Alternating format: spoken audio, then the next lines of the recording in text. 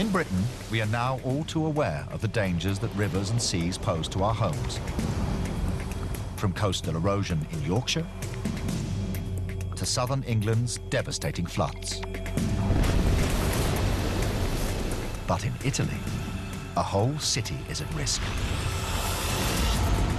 Venice. This enchanting city is a mecca for tourists. But you'd better get there quick,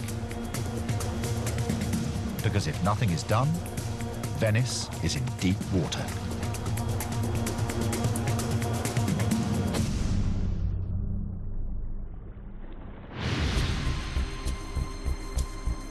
The City of Water sits just inches above the Venetian lagoon.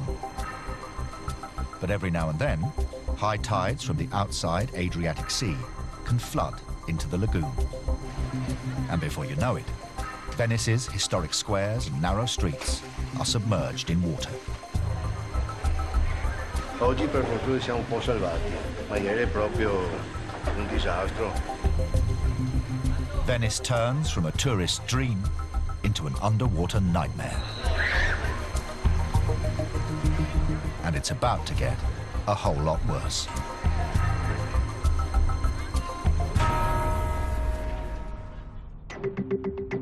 Venice, like a lot of cities, is built on an old marsh. And it's sinking a little bit every year, maybe a millimeter or two.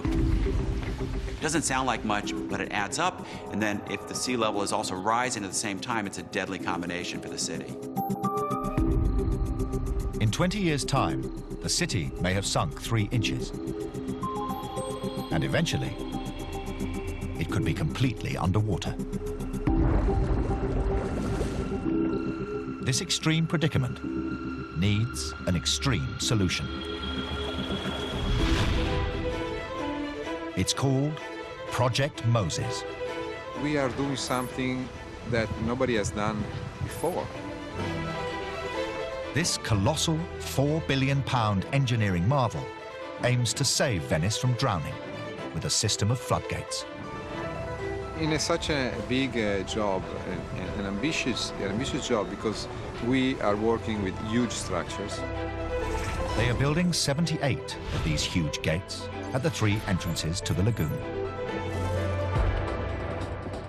La barriera funziona in maniera molto semplice, è costituita da 20 paratoie a ventola e che può sollevarsi molto rapidamente immettendo aria compressa. When the Adriatic's at high tide, these floodgates will be deployed, blocking the high sea levels from the lagoon. To anchor the gates to the seabed, engineers are constructing giant concrete structures called caissons. This structure you're seeing, the caisson, is actually the foundation of the gate. Each caisson weighs in at 21,000 tons and is over 9 stories high. Just moving one of these giants is a Herculean task. The full operation takes more than 100 hours of absolutely continuous operation. I have spent like 2 or 3 days without sleeping. Since beginning in 2003, the project is running years behind schedule. Construction teams are working around the clock to make the new 2016 completion date. Meanwhile, many are left to wonder what will happen first: Venice succumbing to a watery grave, or Project Moses saving the day by parting the waters.